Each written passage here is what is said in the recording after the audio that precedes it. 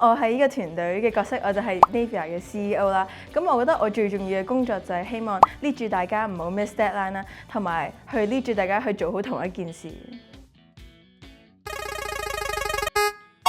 期望就係我可以學習到啲嘢咯。整 app 咧就真係有個目的就係可以去 facilitate 嗰啲用家啊，或者即係可能要朝咗啲目標去整啦。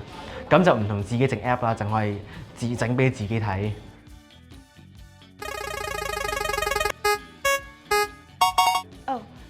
最大嘅改變係更加學識到咩係團體合作咯。我哋有時會有埋怨嘅聲音，可能覺得我做多咗，你做少咗，咁樣又唔開心。但係即係好多嘢都係講求合作，唔係你多你少，而係我哋點樣去合作做好做靚一件事啦。